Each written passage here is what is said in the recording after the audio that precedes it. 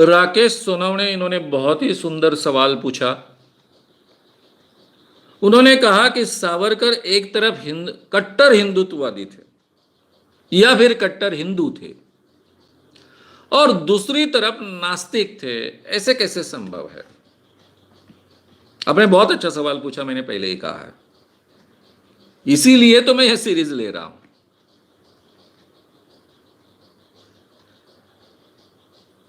जैसे महात्मा गांधी बहुत सनातनी थे, वो अपने आप को सनातनी हिंदू कहते थे। वो हूं, लेकिन उनका हिंदुत्व बहुत व्यापक था, इतना व्यापक था कि उनकी रोज की प्रार्थना में कुरान का भी हिस्सा था, बाइबल का भी हिस्सा था, और फिर भी वो अपने आप को सनातनी हिंदू कहते थे। यहां पर सावरकर मनुस्मृति पर कड़ी आलोचना करते हैं। मनु को वो पागल था क्या, ये सवाल भी खड़ा करते हैं, जिसके आधार पर 2000 सालों तक इस देश में निर्णय दिए गए। जो हिंदू लॉ है, एकमात्र लॉ का ग्रंथ है हिंदुओं का, उसके बारे में कई सवाल खड़े करते हैं। इसमें कई चीजें अपने सहूलियत के अनुसार कुछ लोगों ने प्रक्षिप्त की है, घुसेड़ी है, ऐसा भी कहते हैं, और फिर भी अपने आप को हिंदू कहते हैं, क्योंकि वो भारत के कल्चर को बहुत अच्छे ढंग से जानते थे। भारतीय कल्चर की ये विशेषता है। अगर आप विकिपीडिया पर सावरकर टाइप करें तो आपको दिखेगा कि उसमें लिखा है नास्तिक हिंदू। अब नास्तिक हिंदू कैसा क्या हो सकता है? हो सकता है। हिंदू ये कल्चर इतनी व्यापक कल्चर रही है, इसमें इतनी अलग अलग परंपराएं रही है विचारधारा की। सावरकर जी विज्ञानवादी थे, तर्कवादी थे, बुद्धिवादी थे, फिर भी हिंदू थे, ये कोई अपवाद नहीं है। भारत में सांख्य परंपरा रही है, जो बहुत बुद्धिवादी परंपरा थी, लेकिन फिर भी वेदों को मानती थी। भारत में चार्वाक की परंपरा रही है, जो वेदों को सिरे से नकारती थी और बहुत बुद्धिवादी परंपरा थी, यानी वेद भी नहीं मानती थी, कोई भी प्रमाण नहीं मानती थी, केवल जो प्रमाण आगे आएगा उसी को स्वीकारते थे। प्रमाण के आधार पर जो सत्य सिद्ध होगा उसी को स्वीकारते थे। तो भारत में अलग अलग विचार रखने वाले, अलग अलग विचारधारा को मानने वाले, अलग अलग तत्व ज्ञान को मानने वाले, अलग अलग भगवानों को मानने वाले थे, रहे हैं, हजारों सालों से एक साथ में जीते आए हैं। ये जो हिंदू कल्चर की विशेषता थी, ये हिंदू कल्चर की विशेषता स्वातंत्र्य वीर सावरकर बहुत अच्छे ढंग से जानते थे, और उसी का वो फायदा भी उठाना चाहते थे।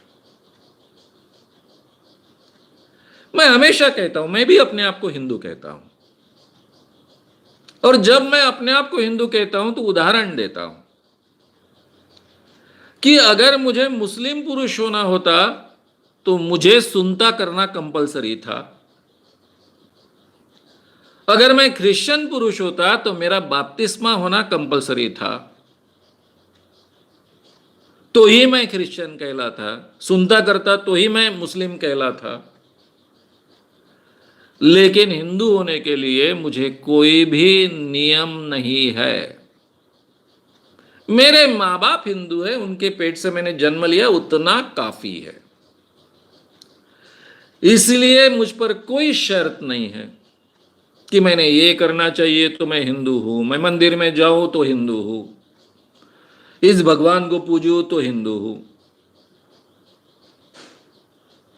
जनेऊ पहनूं तो हिंदू हूं। कोई भी शर्त नहीं है।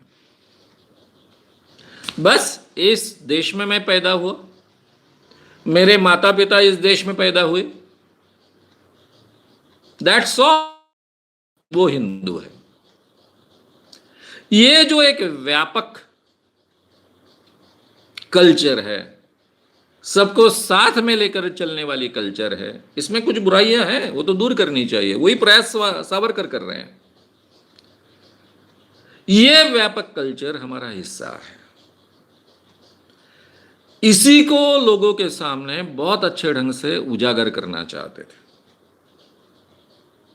ये जो लोगों के मन में है कि मैं ब्राह्मण हूं, मैं क्षत्रिय हूं, या फिर मैं अमुक ब्राह्मण हूं, मैं अमुक हूं, जात के आधार पर, शुद्धता के आधार पर अपने आप को कुछ समझना, उसको सिरे से तोड़ने के लिए वो मनुस्मृति का उदाहरण देकर बात रखते हैं आगे कि भाई कोई शुद्ध रक्त वाला इस देश में बचा नहीं है।